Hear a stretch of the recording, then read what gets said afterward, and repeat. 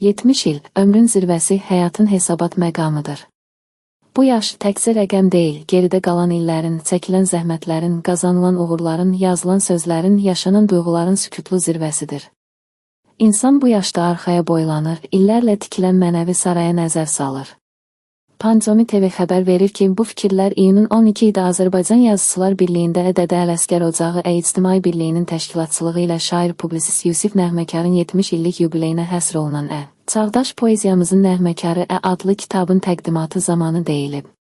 Təqdimatdan əvvəl jurnalistlərə açıqlamasında Yusif Nəğməkar söyləyib ki, bu kitab qəlbin və qələmin hesabatıdır. Kitabda toplanan elmi təhlil məqalələr mənim yaradıcılığıma verilən dəyərin nişanəsidir. Xalq yazıçısı Mirzə İbrahimovun, xalq şairləri Bəxtiyar Vahabzadə və Rəsul Rzanın haqqında söylədikləri sözlər bu səhifələrdə bir ömrün güzgüsünə çevrilir. Onların dərin düşüncələri, incə müşahidələri, mənə verilən mənəvi qiymət bu toplumun ruhunu təşkil edir, deyə Nəğməkar əlavə edib. Tədbirdə çıxış edən kitabın məsləhətçisi, akademik Nizami Cəfərov Yusif Nəğməkarın yaradıcılığından söhbət açıb. Yusif Nəğməkar təkcə şair deyil, o həm də xalqın ruhunu özündə yaşadan bir ziyalıdır.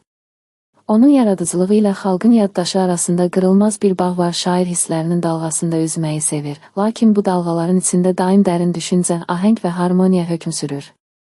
Onun Ələsgər zirvəsi poeması isə bir daha sübut edir ki, o, xalq ədəbiyyatının qan yaddaşını yaşadan sənətkardır. Dədə Ələsgər Ocağı İctimai Birliyinin sədri Xətay Ələsgərli Yusif Nəğməkarı yalnız söz ustadı deyil, həm də gözəl bir səs sahibi olduğunu deyib. O, həm gözəl ifaçı, həm də fəxr ediləsi ziyalıdır. Yusif müəllimin şeirlərində fəlsəfi dərinlik, mənəvi zənginlik, insanın daxili dünyasına enmək bacarığı var. Mən ona Dədə Ələsgərin ömrü qədər uzun və mənalı bir ömür arzulayıram.